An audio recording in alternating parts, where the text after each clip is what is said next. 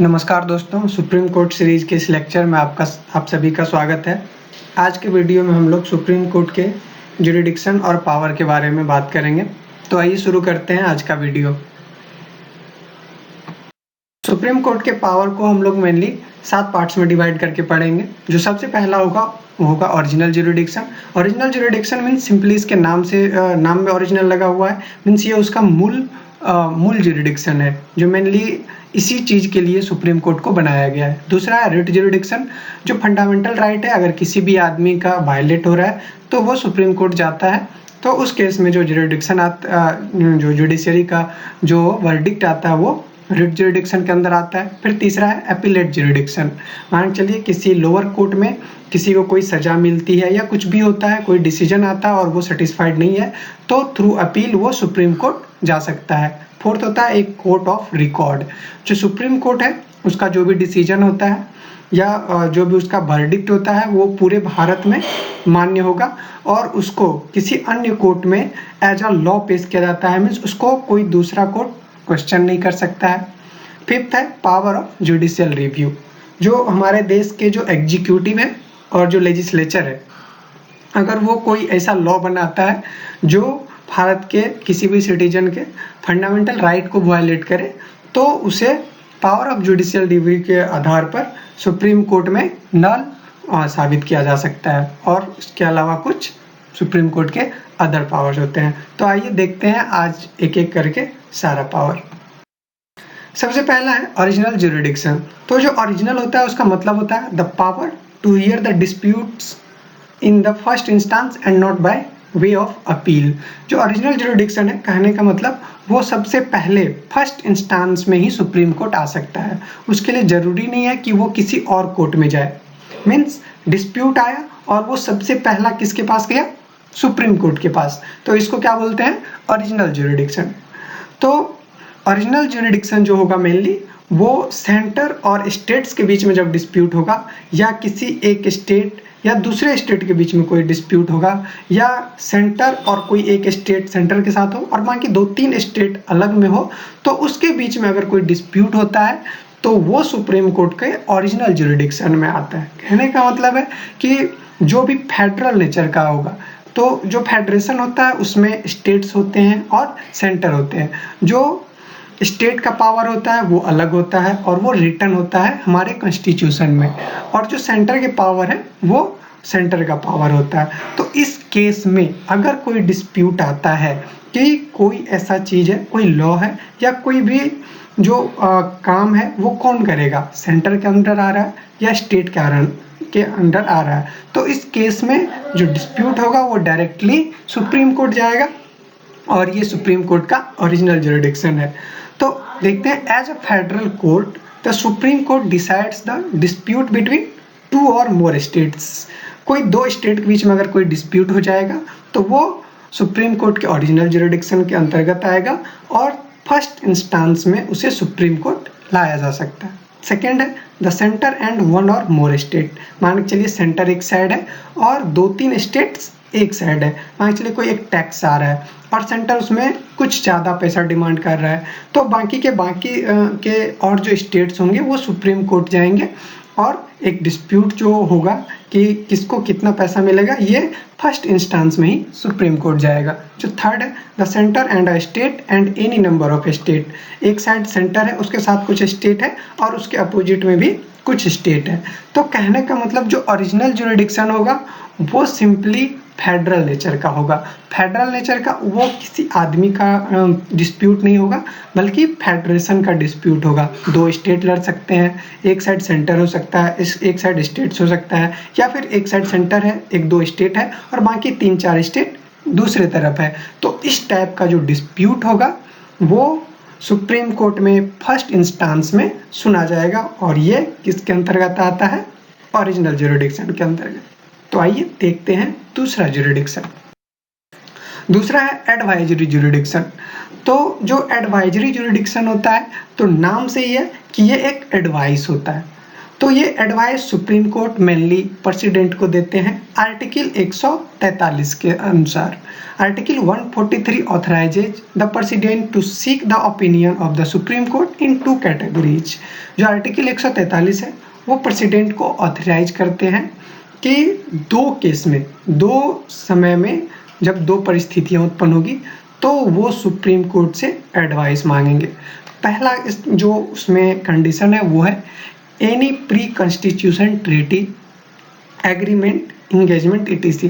मान के चलिए भारत का संविधान जिस दिन लागू हुआ उससे पहले कोई ट्रीटी हुआ या कोई एग्रीमेंट हुआ या कोई इंगेजमेंट हुआ, मान के चलिए उस ट्रीटी का, उस एग्रीमेंट का भारत के संविधान के लागू हो जाने के बाद क्या किया जाएगा, वो वैलिड होगा as it was before the constitution या फिर उसमें कोई बदलाव किया जाना चाहिए। तो इस केस में जब भारत के राष्ट्रपति सुप्रीम कोर्ट से कोई एडवाइस मांगते हैं तो सुप्रीम कोर्ट को एडवाइस देना मस्ट है, मीन्स वो डिनाई नहीं कर सकता है। सुप्रीम कोर्ट उसको एडवाइस करेंगे, प्रेसिडेंट को एडवाइस करेंगे, लेकिन प्रेसिडेंट पे ये जो एडवाइस होगा वो बाइंडिंग नहीं होगा। एक दूसरा केस होता है any question of law of public importance. अब कोई ऐसा लॉ आ गया क्वेश्चन में जो बहुत ही ज़्यादा इम्पोर्टेंट है पब्लिक कारण से, तो इस केस में भी प्रेसिडेंट जो है सुप्रीम कोर्ट से एडवाइस मांगेंगे।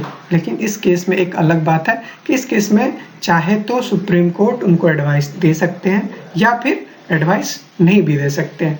लेकिन इस दोनों ही केस में क्या होगा, जो एडवाइस होगा वो प्रेसिडेंट पे बाइंडिंग नहीं होगा, means president according to that advice काम कर भी सकते हैं या फिर उसको इग्नोर भी कर सकते हैं। तो 2 केस में प्रेसिडेंट एडवाइस सीख करेंगे। फर्स्ट केस होगा कोई भी ऐसा एंगेजमेंट हो या कोई ट्रीटी हो वो जो बिफोर कॉन्स्टिट्यूशन आया हो, या दूसरा कोई पब्लिक इम्पोर्टेंस हो। तो फर्स्ट केस में क्या होगा, एडवाइस देना सुप्रीम कोर्ट के लिए मस्ट है। सेकेंड केस में वो दे भी सकती है एडवाइस या नहीं भी दे सकती है। लेकिन दोनों ही केस में जो प्रेसिडेंट को एडवाइस दिया जाएगा उसको या उसके अकॉर्डिंग वर्क करने के लिए प्रेसिडेंट बाइंडिंग नहीं है, मीन्स वो मान भी सकते हैं या नहीं भी मान सकते हैं। आगे देखिए लिखा है in the first case supreme court must tender its opinion but in second case may or may not tender its opinion. In both the cases opinion is only advisory and not a judicial pronouncement. Means इस दोनों ही case में जो advice होगा वो advice होगा, means वो कोई judicial pronouncement नहीं है जो कि लागू करना जरूरी है। नेक्स्ट है ए कोर्ट ऑफ रिकॉर्ड। जो आर्टिकल 129 है वो बताता है कि सुप्रीम कोर्ट क्या है, एक कोर्ट ऑफ रिकॉर्ड। तो जब भी कोई कोर्ट ऑफ रिकॉर्ड बनता है तो उसके जो जजमेंट होंगे, जो प्रोसीडिंग होंगे, वो एक लीगल रेफरेंस बन जाता है। मीन्स अगर उन्होंने किसी एक जुर्म में एक सजा बना दिया, मीन्स वो अब जुर्म अगर कहीं प्रूफ होता है तो बाकी पूरे देश में सेम ही सजा होगी। और दूसरा होता है कंटेम्प्ट ऑफ कोर्ट। अगर कोई कंटेम्प्ट ऑफ कोर्ट करता है तो वो कोर्ट उसको पनिश कर सकती है। Means simply court of record का 2 मीनिंग हो गया। एक तो पहला जो उसका जजमेंट होगा वो एज इट इज पूरे देश में माना जाएगा और किसी भी अनकोर्ट में जब भी जाएगा तो उसको कोई क्वेश्चन नहीं करेगा, वो उसे उस दिन से एक लॉ की तरह एक्ट करेगा। और दूसरा, अगर उस कोर्ट को कोई कंटेम्प्ट करता है तो उसके लिए वो उस आदमी को या उस संस्था को या जो भी उसके कंटेम्प्ट को में आएगा उसको वो पनिश कर सकता है। Means the judgment proceedings and acts of the supreme court are recognized as legal precedents and legal differences. This record can not be question when produced before any court. अब जो ये रिकॉर्ड होगा वो अगर किसी कोर्ट में produce किया जाता है तो इसको क्वेश्चन नहीं किया जाएगा। It has power to punish for contempt of court. अगर कोई सुप्रीम कोर्ट के किसी भी निर्णय का अवहेलना करता है या अपमान करता है तो उसके लिए सुप्रीम कोर्ट उसको पनिश कर सकते हैं। और जो ये कंटेम्प्ट ऑफ कोर्ट होता है वो सिविल भी हो सकता है और क्रिमिनल भी हो सकता है। नेक्स्ट है पावर ऑफ जुडिशियल रिव्यू। जो पावर ऑफ जुडिशियल रिव्यू है ये मेनली क्या होता है, अगर भारत का कोई भी एग्जीक्यूटिव या लेजिस्लेचर कोई भी एक ऑर्डर निकालता है तो उस ऑर्डर की कॉन्स्टिट्यूशनल वैलिडिटी को सुप्रीम कोर्ट जज कर सकता है और उसमें अगर उस चीज़ में ये जो ऑर्डर है वो गलत है तो उसको नल एंड वॉइड वो डिक्लेयर कर सकता है। तो जुडिशियल रिव्यू जो है the power of the supreme court to examine the constitutional validity of legislative enactments and executive orders of the both the central and state government। अगर central government भी कोई एग्जीक्यूटिव ऑर्डर्स निकालती है या कोई legislative enactment करती है या फिर स्टेट गवर्नमेंट भी अगर ऐसा कुछ करती है तो इसको रिव्यू करने का पावर सुप्रीम कोर्ट के पास है। नेक्स्ट है अदर पावर्स। तो अदर्स पावर्स में हम लोग देखते हैं कि supreme court is the final interpreter of the constitution.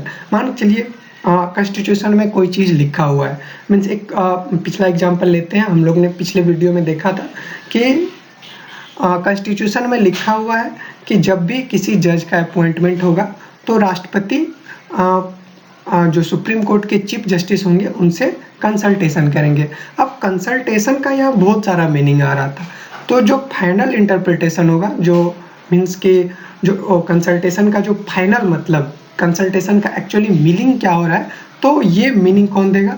Supreme court देगा। मीन्स कॉन्स्टिट्यूशन में कोई भी लाइन लिखा हुआ है, अगर उसमें उसका 2-3 मतलब निकल रहा है, 3-4 मीनिंग आ रहा है, तो जो फाइनल इंटरप्रेटर होगा वो सुप्रीम कोर्ट का इंटरप्रिटेशन मान होगा। नेक्स्ट है it has power to review its own judgement.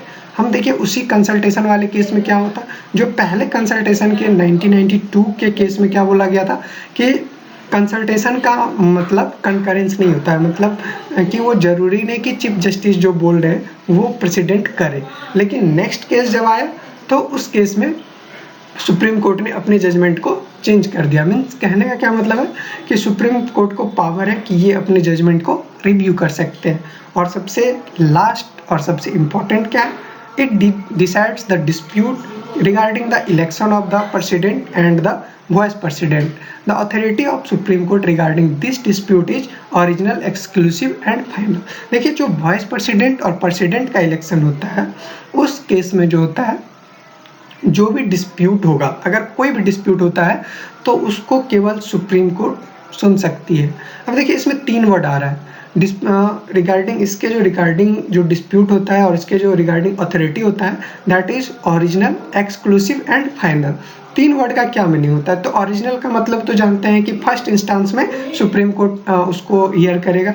और सेकंड है एक्सक्लूसिव। एक्सक्लूसिव का मतलब होता है कि केवल सुप्रीम कोर्ट ही वो काम कर सकती है, कोई और कोर्ट, हाई कोर्ट या कोई और लोअर कोर्ट प्रेसिडेंट और वाइस प्रेसिडेंट के डिस्प्यूट, इलेक्शन के डिस्प्यूट को नहीं हियर कर सकती है। एंड फाइनल का क्या मतलब होता है कि उन्होंने जो जजमेंट दे दिया वो जजमेंट दे दिया, अब उस जजमेंट को फिर से कहीं क्वेश्चन नहीं किया जा सकता है या फिर उसको उसके आगे कोई नहीं हियर कर सकता है।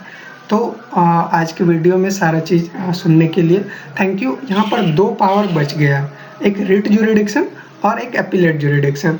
तो वो दोनों टॉपिक थोड़ा लंबा है, तो उसके लिए एक नया वीडियो आएगा। और रिट में जो 5 रिट है उसको अलग अलग हम एक्सप्लेन करेंगे और एपिलेट ज्यूरिडिक्शन भी उसी में देखेंगे। Thank you for watching. Thank you.